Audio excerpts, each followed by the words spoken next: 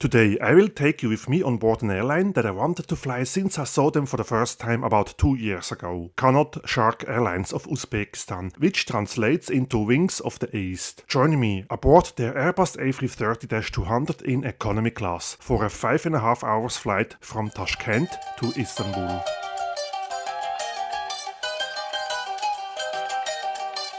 Welcome to Tashkent International Airport and its little park before the terminal, from where my airline, with the pretty cool name Qanot Sharq, will depart from.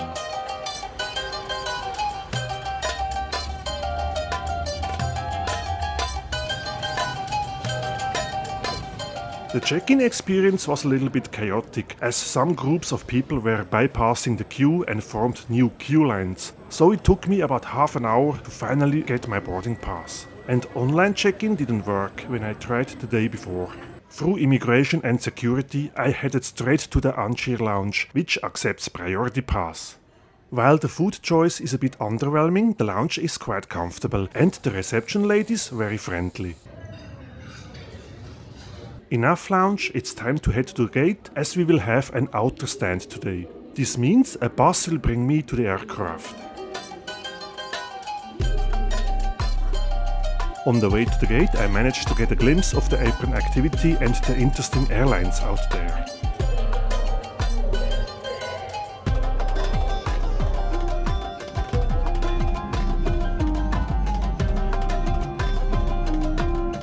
It's finally boarding time, and the boarding process was about equally chaotic as the check-in experience. But no worries, everybody with a valid boarding pass will be allowed onto one of the buses and eventually onto the aircraft. On the way to our A330, we passed some relatively exciting aircraft, such as this Qanot Airbus A320, over there an Uzbek IL-76, a Spanish World to Fly A330 next to a Centrum Air A330, other relics from the past, a Red Cross Beach 1900, and wow, an Antonov II of unknown origin. This beautiful Uzbekistan Airlines A320, Centrum Air A320neo, Centrum Air's parent company, my freighter, a Qanot Sharq A321neo, which seems inactive right now, and next to this Centrum Air A330 we find our Qanot Sharq A330. Oh, and what is this? A Tashkent Air A330. I have never heard about them. I'm intrigued. And here we are, arriving at our Airbus A330-200, the shortest version of the A330 family, and a bit less popular than its longer brother, the A330-300.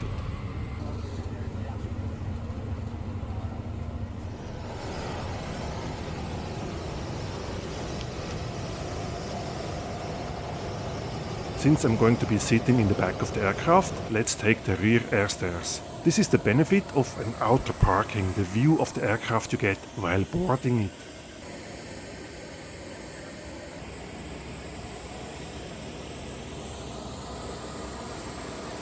While boarding, I also got to see this Uzbekistan Airways Boeing 767 rolling past us. A review of that one is coming shortly. Consider subscribing to my channel not to miss it.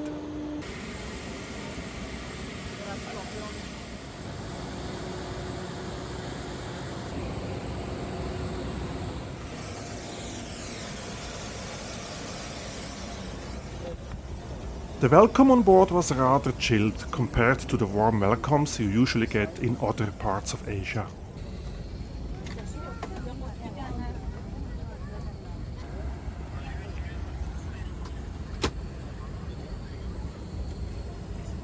Here we are. Today I will be sitting on seat 60 Lima, a window seat in the third last row of the cabin.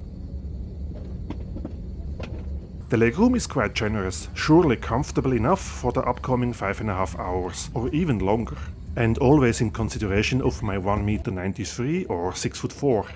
There are also footrests, which may add some extra comfort. But be aware of the IFE box on the window side of the seat row, which may limit the foot space a bit. And another comfort feature of this economy class seat is the adjustable headrest. Nice! And it gets even better, as this A330 is equipped with not only an overhead reading light, but also individual air fans. Based on my experience, this is quite a rarity nowadays on wide bodies. The corner where I'm sitting in today also seems to be a crew rest area on longer flights, as this curtain indicates.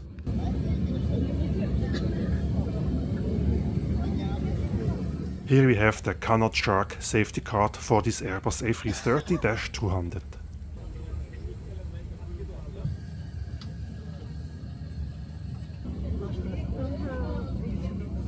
On my left armrest I find the seat recliner button and this small IFE control panel. The seats come with a built-in monitor which can be adjusted for best viewing angle. Let's see if you can already check out the IFE system. Okay, it seems to work, but hold on a second. Air China? So I guess we just found out from where this aircraft and this lovely economy class interior comes from. But so far only the welcome screen is available. We will check it out again in flight. Despite the maybe available IFE, the safety demonstration is done manually. And shortly after we were on our way to Istanbul, rolling past the super rare and unfortunately parked IL-114s. And this intriguing Tashkent Air Airbus A330.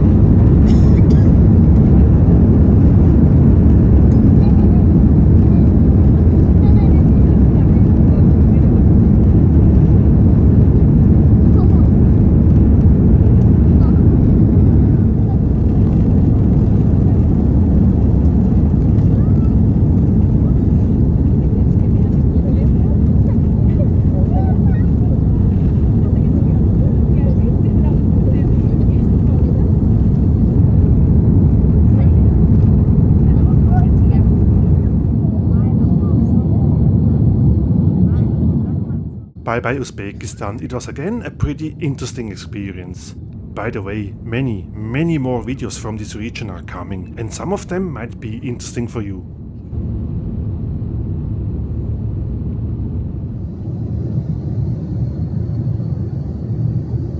This here seems to be the Qanot Sharq in-flight magazine. Quite a thick booklet, written in Uzbek, Russian and English language.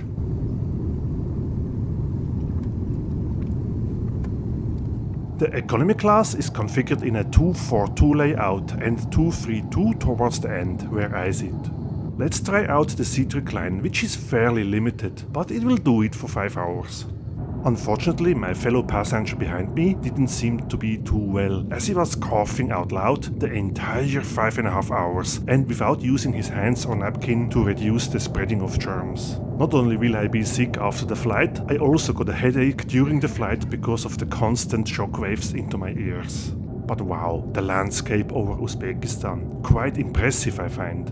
And since I had no seat neighbor today, I could sit quite comfortably. Now let's see if the Air China IFE is working. Nope. Nothing happening here. And what if I use the remote in my armrest?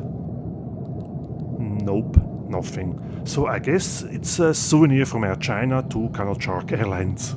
But maybe we find some in-flight Wi-Fi signal. Let's check. Nope, doesn't look like there is anything. In summary, we have limited entertainment options available. How about we check out the toilet?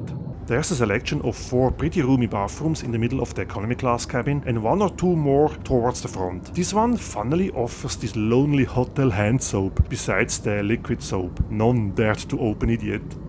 Baby changing table, the throne, and here I see an amenity drawer. Let's see what goodies we find in here. Well, only some invisibilities. Back at my seat, a drinks cart parked next to my seat, which promises the beginning of lunch. I received a wet napkin and an Uzbek cup of Pepsi.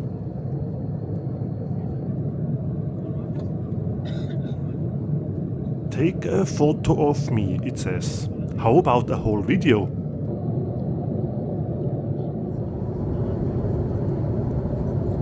By the way, if you sit at the border of the 3 to 4 seats middle row, you get this extra armrest table as a hidden feature.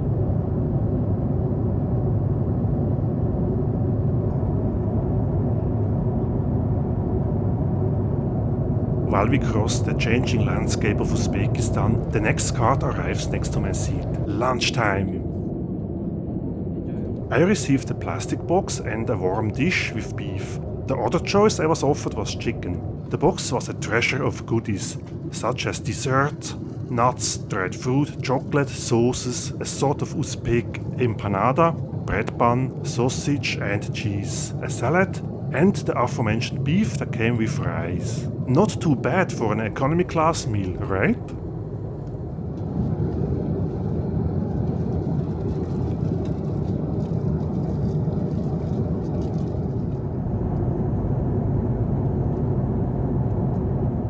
After my dessert, I went for the peanuts and dried fruit.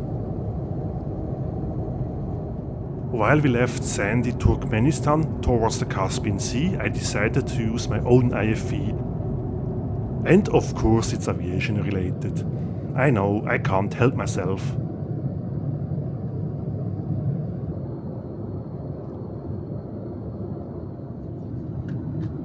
Originally I wanted to book business class, but the Qanot Sharq's website wouldn't allow me to do so. But let's at least check out how it looks.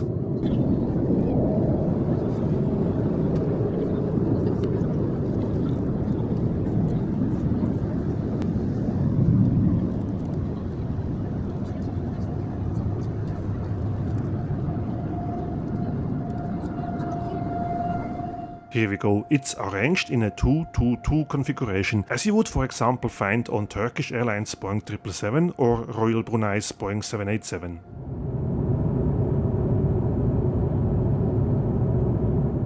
Back at my seat I try to have a nap, and maybe I will dream of some other fun aviation adventures.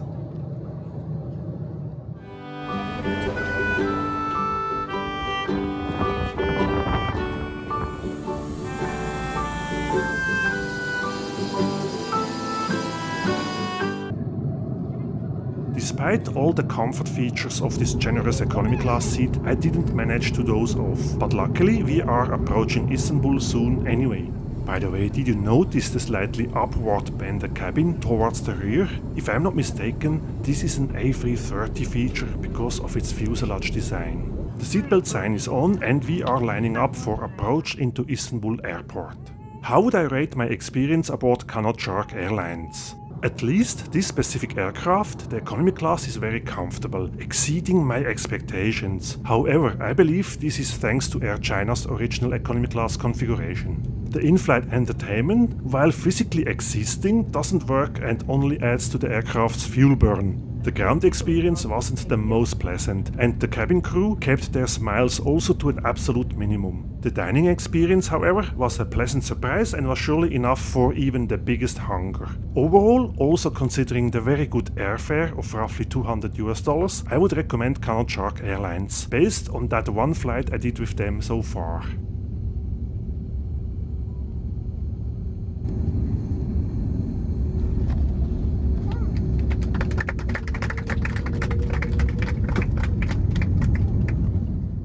Welcome to Istanbul, where I hope my headache will subside once I gain some distance between me and the serial coffer.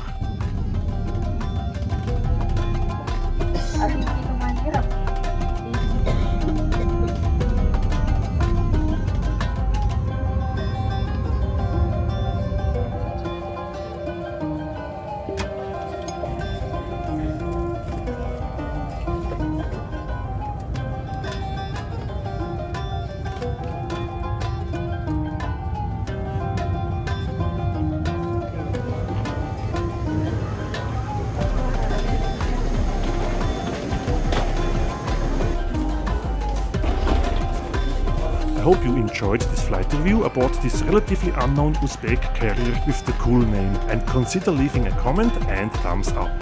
Thank you for watching. Till next time, bye for now.